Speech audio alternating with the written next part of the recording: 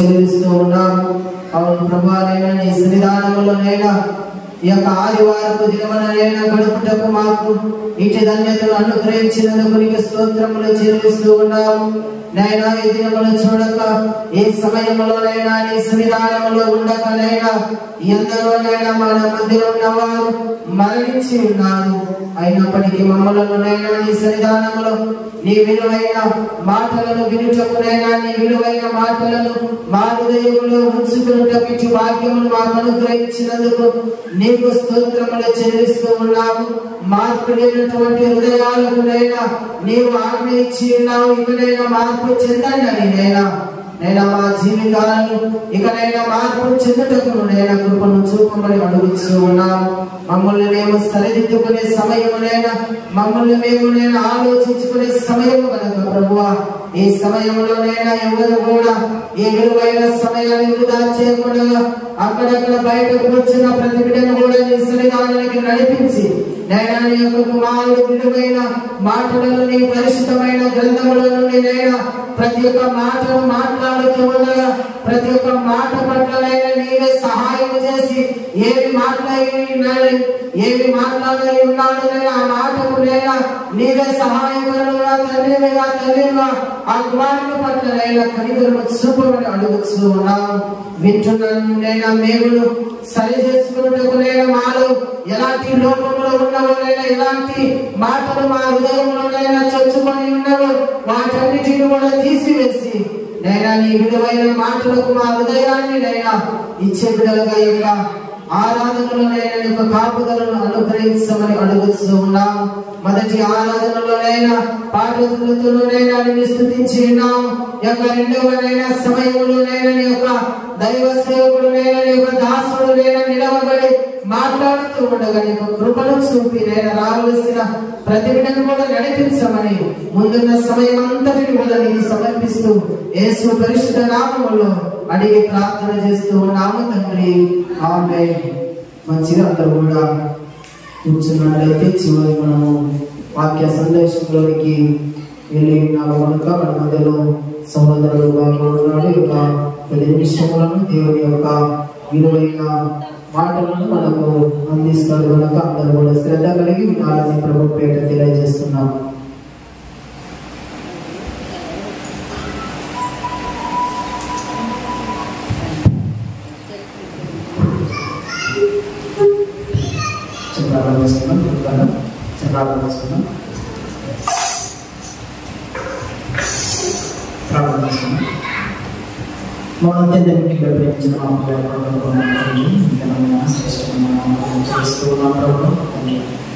ఇంతవరకు కొన్ని పాటలు 10 నిమిషాలు మాట ధ్యానిస్తూ ఉండగా మీరు మధ్య ఉండి మాట్లాడాలని కోరుకుంటూ ఈ ప్రార్థన మీ ప్రేమను అవసరం తెలియజేయండి. యేసుక్రీస్తు వారి పరిశుద్ధ నామమున స్తుతించి ప్రార్థించుకుంటున్నాము.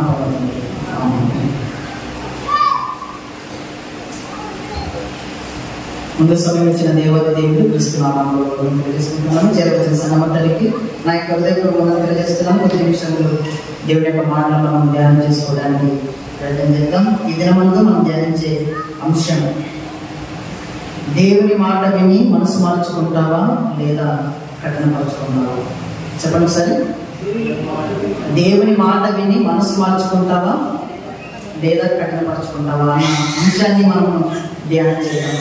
ప్రియమైన దేవుని వర్గాల ఈ అంశాన్ని నేను ఎందుకు చెప్పాలనుకుంటున్నానంటే, ఎన్నోసార్లు దేవుని వాక్యము మనం వింటున్నాం. ప్రతిరోజు వింటున్న వాక్యం, ప్రతిరోజు రాత్రి వింటున్నాం, తెల్లవారుజామున వింటున్నాం, ఎక్కడైనా కుటుంబ ప్రార్థనలు ఉంటే అక్కడ వింటున్నాం, ఎక్కడైనా మళ్ళీ స్వార్థ కూడికలు ఉంటే అక్కడికి వెళ్ళి వాక్యం వింటాం. కానీ మనసు మాత్రం మార్చుకోము. అంటే దీన్ని బట్టి మనకి ఏం అర్థం అవుతుందంటే, ప్రియమైన దేవుని వల్ల కేవలం మనం వింటున్నాం కానీ దానిని ఆచరణలోనికి తీసుకుని రావడం లేదు. కేవలం విన్నవారు మాత్రమే ఉన్నాం కానీ విని విడిచిపెట్టి మనమే మోసపుచ్చుకుంటున్నాము. ఇప్పుడు నేను చెబుతున్న ప్రతి మాట కూడా ఎలాంటి మాట అంటే, మనము శరీరంగా ఆరోగ్యంగా మంచి బలంగా ఉండాలంటే మనం ఏం తింటే సరిపోతున్నాము? మంచి ఆహారం తింటే సరిపోతుంది. మరి మనలో ఉన్న ఆత్మ నీలో నాలో మనందరిలో ఉన్న ఆత్మ సమృద్ధిగా లేదంటే, ఆరోగ్యంగా ఉండాలి అంటే దానికి కూడా ఆహారం ఖచ్చితంగా కావాలి. మరి దానికి ఎలాంటి ఆహారం వేస్తే అది ఆరోగ్యంగా ఉంటుంది అని మనం దేవుడిని అడిగితే ప్రియమైన దేవుడు వల్ల దేవుడు స్పష్టంగా ఒక మాట చెప్పాడు. ఒకసారి ఆ మాటను మనం చూసి మనం ముందుకెళ్తాం. యాకోబు రాసిన పత్రిక 1వ అధ్యాయం 21వ వచనం. త్వరగా యాకోబు రాసిన పత్రిక 1వ అధ్యాయం 21వ వచనం.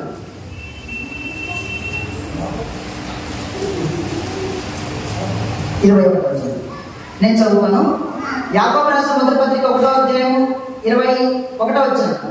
అందుచేత సమస్త కల్మషమును విర్రవీగుచున్న దుష్టత్వమును చూచి లోపల నాటబడి మీ ఆత్మలను రక్షించుటకు శక్తి కలిగిన వాక్యమును సాత్వికంతో అంగీకరించడం రాయబడింది. బాగానే ఆ పిల్లలు చూస్తాము. ఇక్కడ దేవుడి మాట, దేవుడి వాక్యం ఎలాంటిదంటే ఆత్మలను రక్షించుటకు శక్తి గలది అని అంటున్నాడు. ఎలాంటిదంటమ్మా వాక్యము? ఆత్మలను రక్షించుటకు శక్తి గలది. ఆత్మ అంటే ఏంటి? ఆత్మ అంటే నువ్వు లేదా నేను. బయటికి కనిపించే ఈ శరీరం నువ్వు కాదు. అర్థమవుతుందా? ఈ శరీరం ఏదైతే ఉందో, ఈ కళ్ళు, ముక్కు, నోరు, చెవులు, ఈ అవయవాలు బయటికి కనిపించే ఏ అవయవమైన కూడా అది నువ్వు కాదు. మరి నేనెవరు, నువ్వెవరు అని అంటే లోపల ఉన్నావు చూడు, అది నువ్వు. మనలో ఉన్నది నేను, నీలో ఉన్నది నువ్వు. బయట కనిపించేది నువ్వు కాదు. లోపల నివసించేది ఆత్మంతుడు, ఆ ఆత్మే నీవు. మరి ఆత్మకు ఆహారం కావాలంటే వాక్యం. ఈ వాక్యం ఆరోగ్యంగా దేవునికి దగ్గరగా పరలోకానికి పోవాలి అంటే ఖచ్చితంగా ఈ ఆత్మకు కావాల్సిన ఆహారం వాక్యం. మరి వాక్యం రోజు ఉంటున్నాం, మేము సమృద్ధిగా ఉన్నాం, బలంగా ఉన్నాం, ఆరోగ్యంగా ఉన్నాం, మేము ఖచ్చితంగా పరలోకానికి వెళ్తామని ఎవరైనా అనుకుంటున్నారా? ఎవరైనా అనుకోండి, తప్పేం లేదు. దానికి అనుగుణంగా బతకండి, దేవునికి ఇష్టంగా బ్రతకండి, దేవునికి కనుసైగల్లో దేవుని మనసులో స్థానం సంపాదించుకునే వాళ్ళలాగా బ్రతకండి. అయితే ఈ రోజు నేను ఏం చెప్పాలనుకుంటున్నానంటే, ఇన్ని మాటలు విన్నా కూడా దేవుని మాటను విని మనసు మార్చుకునే తత్వం మనకు లేదు. కఠినపరుచుకుంటున్నాం. ఈ మాట ఎలాంటిదంటే, ఒక్కసారి బాగా వినండి. దేవుని మాట ఎలాంటిదంటే ప్రకృతిని కలిగించింది ఈ మాట. దేవుని మాట ఎలాంటిదంటే సూర్యుని కలిగించింది ఈ మాట. దేవుని మాట ఎలాంటిదంటే చంద్రుని కలిగించింది, నక్షత్రాలను కలిగించాయి, జంతువులను కలిగించాయి, సముద్రాలను కలిగించాయి, నేల కలిగించింది, నీళ్లు కలిగించాడు. అన్ని తన మాట ద్వారానే కలిగాయి. దేవుని మాటకు ప్రతిదీ లోబడుతుంది. కానీ దేవుడు చేసిన ఈ సృష్టిలో అన్నిటికంటే ప్రథమంగా, అన్నిటికంటే శ్రేష్టమైన వాటిగా మనిషిని పుట్టించి లోకంలో ఈ భూమి మీద జీవం పోసి వాడిని నిలబెడితే అన్నిటినే కానీ మనిషి మాత్రం దేవుని మాట వినడం లేదు. దేవుని మాటకు ఎంతో మంది లొంగిపోయారు. ఎంతో మంది కరుడు కట్టిన నేరగాళ్ళు, మోసగాళ్ళు, దొంగలు, నేరాలు చేసేవాళ్ళు, ఎంతో భయంకరమైన పాపంలో ఉన్నవారు కూడా దేవుని మాటకు ఏమైపోయారు తెలుసా? మారిపోయారు. దేవుని మాటకు గులామైపోయారు. దేవుని మాటకు సలాం ఉంటారు వాళ్ళంతా కూడా. ఈ ప్రపంచంలో ఎంతో మంది చక్రవర్తులు పరిపాలించారు, రాజులు పరిపాలించారు, ఎంతో మంది గొప్ప వాళ్ళు పరిపాలించారు. కానీ వారందరూ కూడా దేవుని మాటకు ఏమైపోయారు తెలుసా? లోపడిపోయారు. కొంచెం మీ పిల్లల్ని కొంచెం మీరు బయటికి పెట్టి వాళ్ళని అడ్జస్ట్ చేసుకోండి కొంచెం ప్లీజ్. ఎందుకంటే అందరికీ వాక్యం వినే టైంలో ఎవరైనా ఏడిస్తే మొత్తం మిగతా కూడా డిస్టర్బ్ అవుతుంది. కాబట్టి మీరు ఆ మనసు కలిగి ఉండాలని అనుకుంటున్నాను. అయితే ఈ వాక్యం ఎలాంటిదంటే, ఎంతో మనం చూస్తున్నాం ప్రియమైన దేవుని వల్ల. మీకు అందరూ రజనీకాంత్ తెలుసు కదా? రజనీకాంత్ తెలిసే ఉంటుంది. మీరు మనకు తెలియట్టుకున్నట్టు తెలిసే ఉంటుంది. రజనీకాంత్ కూడా దేవుని మాటకు లోబడి బాప్టిజం తీసుకున్నాడు. మీకు అందరికీ జయసుధ చాలా టాప్ హీరోయిన్. ఆయన కూడా ఏమైపోయింది? క్రీస్తులోనికి వచ్చి అయ్యో నేను ఇలాంటి జీవితం నేను జీవించాను, ఇంకా ఈ సమాజానికి నేను సినిమా ద్వారా తప్పుడు సమాచారాన్ని అందిస్తూ ఉన్నాను, ఈ సమాజానికి నేను చేసింది ఏంటి లేదు. దేవుని మాట నమ్మితే దేవుని నోటి నుంచి ప్రతి మాట వలన మనిషి జీవిస్తాడు అన్న మాట గుర్తెరిగి తెలుసుకొని జయసుధ గారు కూడా దేవుణ్ణి,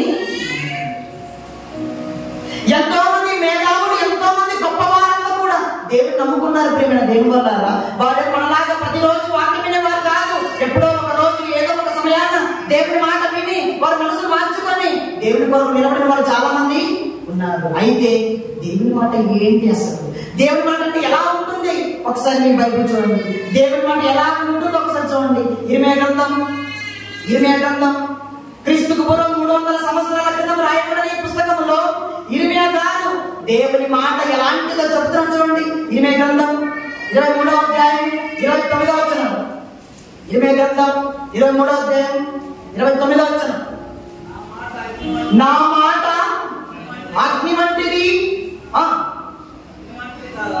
నా మాట అగ్ని వంటిది కాదా, బండను బద్దలు చేయగల సుత్తి వంటిది కాదా.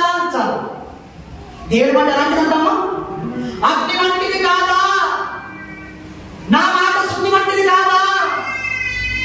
నా మాట ఎలాంటిదంటే అగ్ని లాంటిది, బండను బద్దలు చేసి సుత్తి వంటిది. బండలైన విరిగిపోతున్నాయి కానీ బండ లాంటి మనిషికి, కరడు కట్టిన మనిషి హృదయాన్ని దేవుడి వాక్యము బద్దలు చేయలేకపోతుంది. ప్రేమైన దేవుని వల్ల ఎంతో మంది దేవుని మనసును బాధ పెట్టి, దేవుని కళ్ళల్లో కన్నీరు రప్పించి, దేవుని మోసం చేసిన వారి సమాజంలో ఎంతో మంది ఉంటే వారందరూ దేవుని మాటకు గుండెలు బద్దలు చేసుకుని వారందరూ మార్పు చెందారు. వారందరూ మారిపోయారు. దేవుని మాట ఇర్మియా గారు అంటున్నారు, ప్రజలారా మీరు అనుకోవచ్చేమో మనిషి మాట కంటే దేవుని మాట చాలా చిన్నదనుకుంటున్నారేమో మీరు. కానీ దేవుని మాట అగ్ని వంటిది, అది బండను బద్దలు చేసి శుద్ధి వంటిది కాదా. మీకు తెలుసా శుద్ధి వంటదని? బండను బద్దలు చేయగలిగిన శుద్ధి వంటది మీకు తెలుసా తెలీదా? చెప్పాలి అందరూ. తెలుసా? తెలుసు. అగ్ని వంటదని తెలుసా? తెలుసు.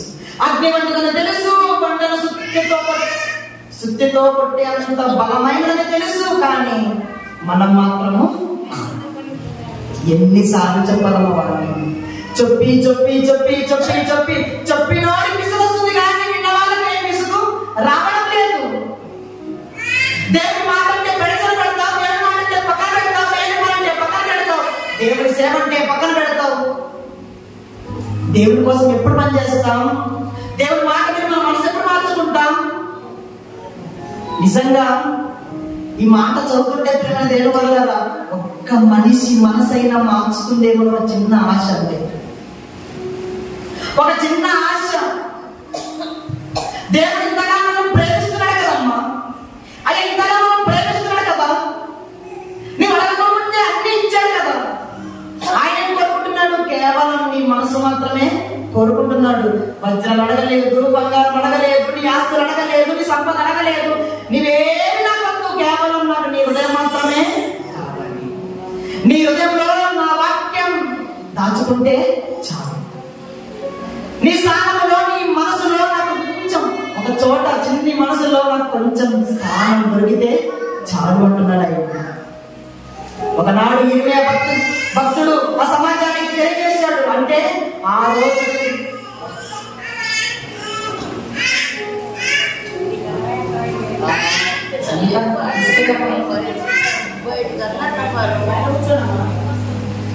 దయచేసి ఒకటే చెప్తున్నాను, పిల్లలు ఉన్న వారు ఖచ్చితంగా బయట కూర్చోండి, ఏ సమస్య లేదు మీకు. ఎందుకంటే వాక్యం ఎక్కడున్నా వినపడుతుంది మీకు. చర్చిలో కూర్చుంటే మాత్రమే చర్చ్ కూర్చుంటే ఏం ఫీల్ అవ్వద్దండి. బయట కూర్చున్న చర్చిలో ఉన్నట్టే ఆ చదవలో కూర్చుంటే కూడా చర్చిలో ఉన్నట్టే. ఆలోచన చేయండి ప్లీజ్. వాక్యానికి చాలా ఆటంకం కలిగిస్తున్నారు. ఎంతో మినిమంగా కష్టపడి రాత్రంతా ప్రిపేర్ చేసుకుని ఉన్నది ఒకేసారి మర్చిపోతారు. నేను మర్చిపోతానికి ఏం చెప్పాలో కూడా నాకు అర్థం కాదు. ఏం చెప్పాలనుకున్నా ముందుగానే నేను అంత ప్రిపేర్ అయ్యింటాను నా మైండ్లో. అదంతా కూడా మీరు చేసే ఆ విధి విధానానికి మొత్తం అంతా కూడా ఆ తర్వాత మీకు ఏం చెప్పానో నాకు తెలియదు, మీరు ఏం వినారు మీకు అర్థం. కాబట్టి దేవుని మాట మనం శ్రద్ధగా ఆలోచన చేద్దాం. ఇప్పుడు మరొక పుస్తకంలోకి వెళ్దాం. ఒక పుస్తకంలోకి వెళ్దాం. హగ్గయి గ్రంథం చేయండి ఒకసారి. హగ్గయి త్వరగా. హగ్గయి గ్రంథం 1వ అధ్యాయం 10వ వచనం చదువు ఒకసారి. హగ్గయి గ్రంథం పేజీ నంబర్ 776. హగ్గయి గ్రంథం 1వ అధ్యాయం 10వ వచనం త్వరగా. 1వ అధ్యాయం 10వ వచనం. కాబట్టి మిమ్మును బట్టి ఆకాశమంచు పూర్వమైనది, భూమి పంట కలిగినది. నేను భూమికి నీ పర్వతములకును అనావృష్టి కలగజేసి ధాన్య వంశములను, ద్రాక్షరస వంశములను, తైల వంశములను, భూమి ఫలించు సమస్త విషములోను, మనుషుల విషములోను, పాపుల విషములోను, చేతి పనులన్నిటి విషములోను క్షామము పుట్టించి ఉన్నాను. చాలు. చూడండి ప్రియమైన దేవుని వల్ల హగ్గయి గారు కాలములో దేవుని ప్రజలతో దేవుడు చెప్పమన్న మాట హగ్గయి గారు ప్రజల దగ్గరికి వెళ్ళి ఏం చెప్తున్నారో తెలుసా? ప్రజలారా, అమ్మలారా, అయ్యలారా, భూమి ఎందుకు పండటం లేదో తెలుసా? ఆకాశం నుంచి వర్షం ఎందుకు రాదో తెలుసా? మన ఇల్లు ఎందుకు నిండడం లేదు తెలుసా? మన పశువులు ఎందుకు అభివృద్ధి చెందడం తెలుసా? దీన్నన్నిటికీ మన పాపములే కారణం అంటున్నారు అక్కడ. దీనన్నిటికీ మన పాపములే కారణం. భూమి పండలేదంటే మన పాపములే కారణం. వర్షము రావడానికి అంటే మన పాపములే కారణం. మన ఆరోగ్యం చెడిపోతున్నామంటే మన పాపములే కారణం. అన్ని విషయాలలో క్షామం, కరువు వస్తుంది మీకు, నేను కరువు రప్పిస్తాను మీకు అంటున్నాడు ఆయన. ఆ మాటలు విని ఆ రోజు సమాజం ఏమని ఫీల్ అయ్యారు తెలుసా? ఎప్పుడైతే హగ్గయి గారు దేవుని గురించిన మాటలు చెప్పాడో ఆ సమయంలో ఆ ప్రజలందరూ, విన్న వారందరూ మనసును బాధపడిపోయి ఇప్పుడు వాళ్ళు ఏమంటున్నారు తెలుసా? ఒకసారి చూడండి. 12వ వచనం తొందరగా. 12వ వచనం. షయల్తీయేలు కుమారుడైన జెరుబ్బయలును, యెహోవా జాతకు కుమారుడును, ప్రధాన యాజకుడునకు యెహోవా విశేషించిన జనులందరూ తమ దేవుడైన యెహోవా మాటలు ఆలకించి తమ దేవుడైన యెహోవా ప్రవక్త అయిన హగ్గయిని పంపించి తెలియజేసిన వార్త విని యెహోవా యందు భయభక్తులు పూనిరి. ఎవరి మాటలు విన్నారు శ్రద్ధగా? యెహోవా మాటలు విన్నారంట వాళ్ళు. దేవుని మాటలు విని వారు చేస్తున్న పాపానంతా పక్కన పెట్టి దేవుని పట్ల భయభక్తులు పూనుకున్నారంట. ఆ రోజు నుంచి అయ్యో మేము ఎంత తప్పు చేశాం తండ్రి, ఎంత పాపం చేశాం మేము, అయితే ఇక్కడ నుంచి మేము పాపాలన్నీ వదిలేస్తాం, మా పాప జీవితాన్ని విడిచిపెడతాం అని దేవుని పట్ల వారు భయభక్తులు పూనుకున్నారంట. దేవునిలో భయపడ్డారంట వాళ్ళు. దేవుని విషయంలో వారు జంకారు, దేవుని విషయంలో భయపడ్డారు. దేవుని మాటకు చూడు ఎలాంటి పవర్ ఉందో చూడండి. దేవుని మాటకు ఎలాంటి శక్తి ఉందో చూడండి. ఎంతో నేరం చేసిన వాళ్ళు కూడా మారిపోతున్నారు. మనం నేరం చేస్తున్నామా? ఘోరాలు చేస్తున్నారా? ఇంకోటి చేస్తున్నారా? ఏం చేస్తున్నా చెప్పండి. మనం ఏం చేయడం లేదు, కానీ మనస్సు మార్చుకోవడం లేదు. ఆ రోజున ప్రజలే దేవుని మాటకు వినిపించి వారి మనసును మార్చుకొని దేవుని ఎందుకు వస్తుంటే, ఈ రోజు దీవారాత్రములు రాత్రనక పగలనక మందిరంలో కూర్చొని వాక్యం విని పాటలు పాడి మందిరం కడిగి అన్ని చేసినా కూడా దేవుని మాటను మనము వినడం లేదు. ఇంకేం చేయాలో చెప్పండి. దేవుడు ఏం చేయమంటారు చెప్పండి. ఇన్నిసార్లు ఇంతమంది సేవకుల ద్వారా దేవుడు తన వాక్కును వినిపిస్తుంటే సమాజానికి ఏ ఒక్కరిలో కూడా చలనం రావడం లేదు, ఏ ఒక్కరిలో కూడా భయం రావడం లేదు ప్రజల్లో.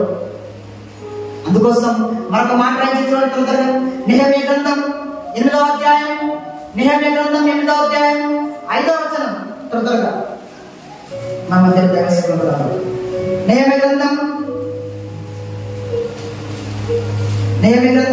5వ అధ్యాయం, క్షమించి 8వ అధ్యాయం త్వరగా. నెహెమ్యా గ్రంథం 8వ అధ్యాయం 5వ వచనం. అప్పుడు ఎజ్రా అందరికంటే ఎత్తుగా నిలబడి జనులందరూ చూస్తుండగా గ్రంథం విప్పను ఉంచాలి. చూడండి, ఇలాగే ఎజ్రా గారు ఉన్నారంట. శాస్త్రి అనే ఎజ్రా ఆయన వాక్యం చెప్పేటప్పుడు ఇలా ఎత్తైన స్థానంలో నిలబడి మీరు ఇలా కూర్చున్న కింద ఇలా పైన ఇలా నిలబడి గ్రంథాన్ని విప్పి గ్రంథం చదువుతుంటే చూడండి, ఎజ్రానే భక్తుడు, ఎజ్రానే శాస్త్రి బైబిల్ చేత పట్టుకొని గ్రంథాన్ని విప్పి వాక్యం చదువుతుంటే అక్కడ కూర్చున్న ప్రజలందరూ కూడా ఏమైపోయారు చూడండి. ఆ మాట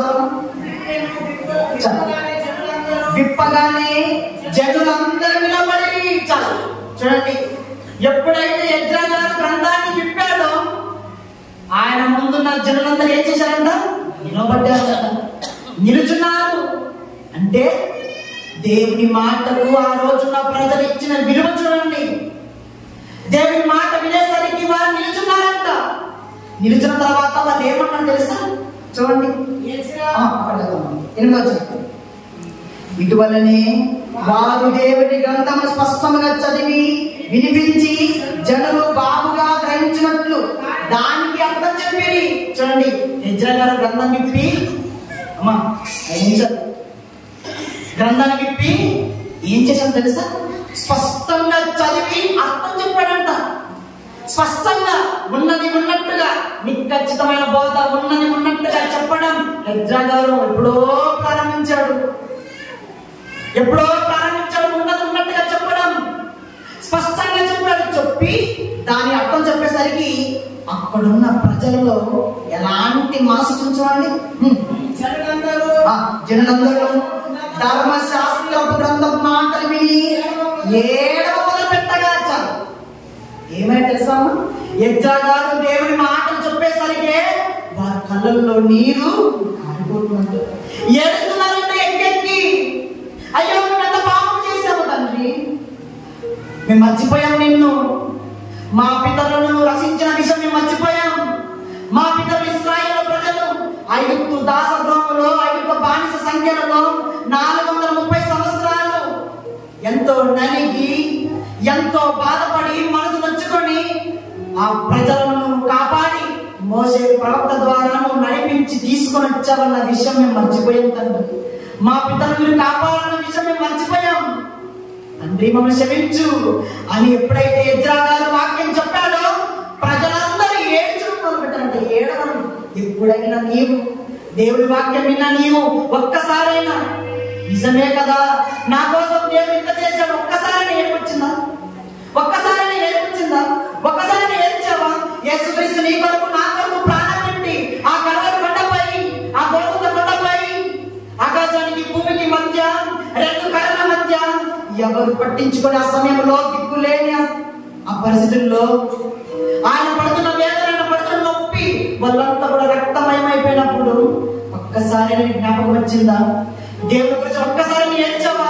నీ గురించి ఏడుస్తావు, నీ బంధువుల కోసం ఏడుస్తావు, నీ అప్పుల కోసం ఏడుస్తావు, నీ సమస్యల కోసం ఏడుస్తావు, కానీ దేవుడి కోసం ఏడ్చావా ఒక్కసారి? దేవుడి కోసం ఏడ్చామా? లేదండి, దేవుడి కోసం ఏడ్చామని లేదు. మన బాధను చెప్పుకుంటున్నాము. ఆ రోజు చూడండి, దేవుడి వాక్యం వినేసరికి వారంతా ఏడవడం మొదలు పెట్టారు, ఏడ్చేస్తున్నారంట. వాళ్ళు ఎంత మంచివారండి, మనసు మార్చుకున్నారు, కఠిన మర్చిపోలేదు వాళ్ళు.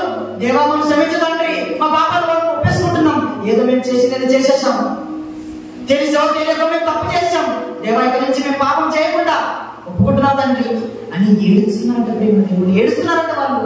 మరి నీవు నేను మనమందరం ఎన్నోసార్లు వాక్యం వింటున్నాం కదా, కనీసం ఒక్కసారి అయినా యేసు త్యాగాన్ని, యేసు మరణాన్ని, ఆయన మన కోసం చేసిన ఆ మహాయజ్ఞం, ఆ మహాత్యాగం ఈ ప్రపంచంలో ఎవరు చేయని అత్యంత గొప్ప కార్యం మనం చూస్తాం. మనుషులను చంపే దైవాలు ఉన్నాయి సమాజంలో. ఒక మనిషిని ఇంకొక మనిషి చంపుతున్నాడు, కానీ మనుషులందరి కోసం ప్రాణం పెట్టిన ఒకే ఒక వ్యక్తి, ఆయనే మన ప్రభు అయిన యేసుక్రీస్తు వారు. అంతటి గొప్ప దేవుడిని కలిగిన మనం అన్నిసార్లు వాక్యం వింటున్నాం. ఒక్కసారైనా మనసు మార్చుకోవడం లేదా? ఎన్నిసార్లు చర్చకొస్తున్నాం కదా, బాప్టిజం తీసుకొని ఒక్కసారి రాలేదా మనసు? ఇప్పుడు చనిపోతామో తెలియదు కదా ప్రేమ దేవుని వల్ల. ఇప్పుడు గడప దాటగానే చనిపోతామో తెలియదు కదా. ఏ క్షణం ఏం జరుగుతుందో తెలియదు కదా మనకి. అందులో కనబడి అందులో మాయమైపోయే ఆవిరి వంటిది కదా మన జీవితం. పువ్వు లాంటిది, గట్టి లాంటిది, నీటి పుడక లాంటిది, దీపం లాంటిది. ఎన్నెన్నో పదాల చేత దేవుడు తన గ్రంథంలో వర్ణించాడు కదా. మరి ఇంకా మారకపోతే, ఇంకా తెలుసుకోకపోతే కన్ను మూయక ముందే నీవు దేవుని కూర్చిన మనసును తెలుసుకోకపోతే, మనసు మార్చుకోకపోతే ఏంటండి చేస్తాం? ఒక ఎగ్జాంపుల్ చెప్పనా? ఒక ఎగ్జాంపుల్ చెప్పేసి ముంచేస్తాను. నాకు తెలిసిన ఒక వ్యక్తి ఉన్నాడు, కర్నూలులో ఒక వ్యక్తి ఉన్నాడు. బాగా ప్రతిరోజు మందిరానికి వస్తున్నాడు, ప్రతిరోజు పాట పాడుతున్నాడు, ప్రతిరోజు బాగా చేస్తున్నాడు. ఇలానే ప్రతిరోజు బోధకుడు, సేవకుడు వాక్యం చెప్తున్నాడు, మారండి మారండి మారండి మారండి అని చెప్తున్నాడు. అయితే ఒక రోజు మనసు మారిపోయింది. మనసు మార్చుకుని ఏమన్నా తెలుసా? తను రాసుకున్నాడు, తన పుస్తకంలో రాసుకున్నాడు, నేను ఎల్లుండి ఖచ్చితంగా బాప్తిజం తీసుకుంటాను, ఎల్లుండి నేను మార్చుకుంటాను, ఎల్లుండి నా పాత జీవితాన్ని స్వస్తి పలుకుతాను, నా పాత జీవితం కాదు, ఇక నుంచి నేను యేసులాగా యేసు కొరకు బ్రతుకుతానని తీర్మానం చేసుకుని తన గ్రంథంలో రాసుకున్నాడు. అయితే ఏమని తెలుసా? ఆ చెప్పిన రోజే, ఆ రోజు రాత్రే ఆయనకు విపరీతమైన గ్యాస్ ఫామ్ అయ్యి కర్నూలు హాస్పిటల్లో చికిత్స పొందుతుంటే ఆ గ్యాస్ అనేది గుండెకి తగిలి హఠాత్తుగా చనిపోయాడు. ఎవరు బాధ చెప్పండి? ఇంతకాలం ఏం చేశావయ్యా మనసు మార్చకుండా? అందుకని చెప్పాడు, ఏ దినమున ఏం జరుగుతుందో నీకు తెలియదు. అందులో కనబడి ఎంతలో మాయమైన ఆమె వంటి జీవితం కొన్ని లక్షల సార్లు, కొన్ని వేల సార్లు దేవుని వాక్యం వినబడుతున్నా కూడా మనసు మార్చుకోకుండా కఠినపరుచుకున్నావు కాబట్టి నువ్వు మార్చుకోవడానికి సమయము లేదు. చనిపోయాడు, నరకానికి వెళ్ళిపోయాడు, పరలోకానికి వెళ్ళిపోయాడు, తనకే తెలుసు. మరి మనం ఏ క్షణం చనిపోతామో తెలియదు. ఎంతో మంది చనిపోతున్నారు, బలవంతులు చనిపోతున్నారు, ఆసక్తి కలిగిన వాళ్ళు చనిపోతున్నారు, గొప్ప వాళ్ళు చనిపోతున్నారు, ఎంతో మంచి పేరు ప్రఖ్యాతులు కలిగిన వారు చనిపోతున్నారు. మనం ఎంతండి? సామాన్యులం, పేదలం, నిరుపేదలం, కష్టపడితే మన కడుపు నిండని స్థితిలో ఉన్నాం మనం. అలాంటి బతుకుతున్నాం మనం. దేవుని మాట వినకుండా ఇంకా కఠినపరుచుకుంటే దేవుడు బాధపడ చెప్పండి. నీకు ఇంత విలువైన దేహం, ఇంత విలువైన జీవితం, నీవు నా కొరకు బతుకుతావని, నా కొరకు జీవిస్తావని ఎంతో నమ్మకం చేత నీ లోకానికి పంపిస్తే ఈరోజు మనం దేవుడి మాట వినకుండా దేవుడి మాటను పక్కన పెట్టేసి చెప్పండి, ఒకేసారి ఒక 50 మంది 100 మంది బాప్తిజం తీసుకున్న ఉన్నారు. ఇప్పుడు నాకు తెలిసి అయితే శ్రీదేవి పాస్టర్ ఒకసారి 40 మంది తీసుకున్నారు అనుకుంటా. తర్వాత మనోసారి 20 మంది. ఆ తర్వాత అంటే మన సంఘంలో ఎంతమంది ఉన్నారు? ఎంతమంది చెప్పండి? అయిపోయింది. ఎంతమంది ఉన్నారు? దాదాపుగా ఎంతమంది ఉంటారు మన సంఘంలో? దాదాపుగా ఒక్కొక్క వ్యక్తి లెక్కేసి దాదాపు ఒక 1000 మంది ఉంటారు, 500 మంది ఉంటారు అనుకోండి. 500 మందిలో 300 మంది చర్చకు వస్తే మరి 300 మంది ఒకేసారి బాప్తిజం తీసుకుంటే అబ్బా దేవునికి ఎంత ఆనందం అండి. నిజం చెప్పండి, ఎంత ఆనందం ఉంటుందో చెప్పండి. ఒకేసారి సంఘమంతా బాప్తిజం తీసుకుంటే ఈ మాటకు విని చెప్పాడు కదా ఇర్మియా గారు, ఏం చెప్పాడు? నా మాట అగ్ని వంటిది కాదా, నా మాట బండలు బద్దలు సుత్తి వంటిది కాదా? మరి నీ మనసును బద్దకొట్టిందా? నీ మనసు పగిలిపోయిందా? నీ మనసు విరిగిపోయిందా దేవుడి మాటకు? ఆ రోజు పౌలు గారు మారిపోయారు. చివరిగా ఒక మాట చెప్పేసి ముంచేస్తాను. అపోస్తల కార్యములు 2వ అధ్యాయం 37వ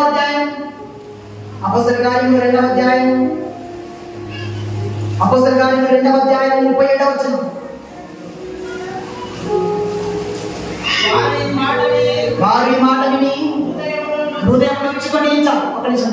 ఇక్కడ పేతురు గారు ప్రసంగం చేశారండి. ఎంతో బాగా ప్రసంగం చేశాడు. ప్రసంగం చేసిన తర్వాత, బోధ చెప్పిన తర్వాత, వాక్యం చెప్పిన తర్వాత అక్కడ ఉన్న ప్రజలు ఏమంటారు తెలుసా? వాక్యం ఎప్పుడైతే విన్నారో మనసు నొచ్చుకున్నారంట.